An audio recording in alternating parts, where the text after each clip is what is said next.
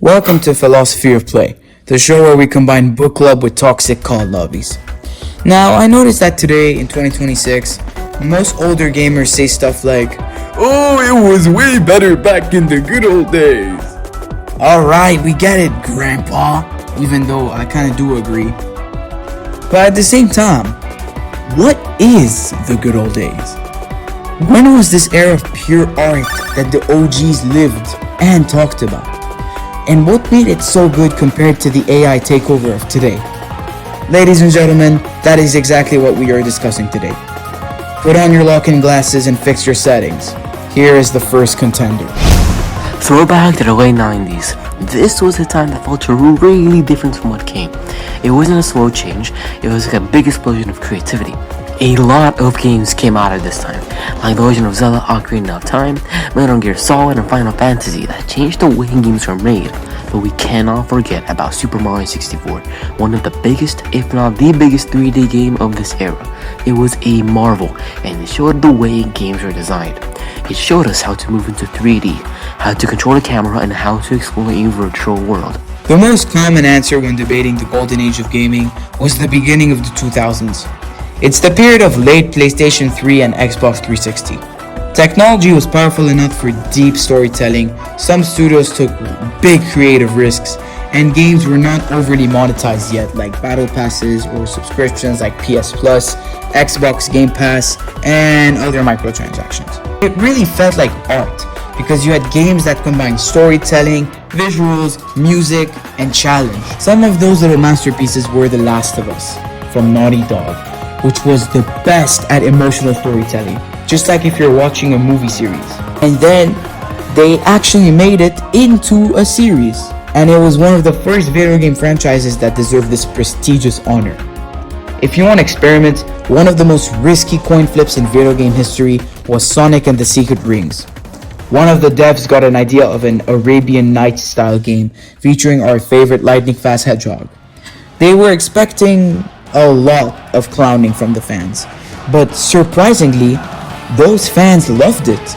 The only downside though, which felt really weird for a Sonic game, that you could only play on the Wii controller. There was also great work like BioShock, which was a philosophy and world building pioneer.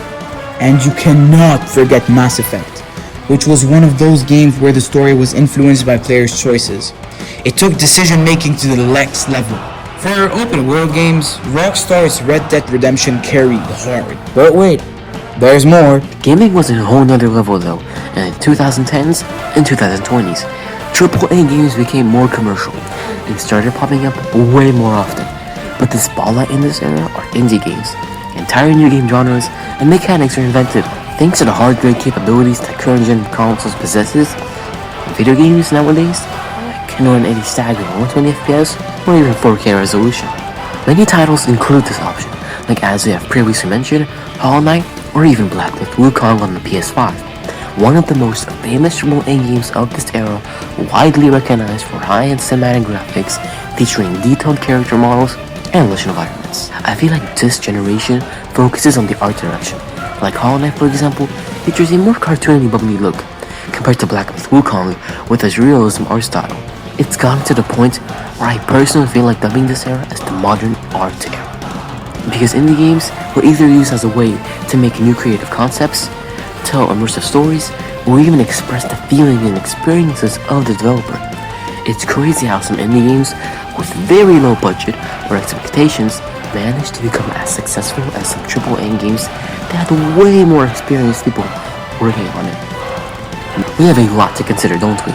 From ambitious projects in the late 90s to crazy and wacky experiments in the 2000s to insane graphical enhancements in the 2010s and the 2020s. Gaming has come a long way ever since.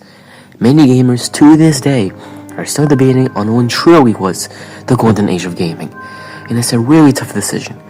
So that is why we tried to have a retrospective look at all three eras of gaming. Now, we personally think that the golden age of gaming was from 2007 to 2015, with the release of PS3 and Xbox 360. And we think that a lot of OG and new generation gamers would agree with us. But hey, that's just our opinion. Let us know what you all think.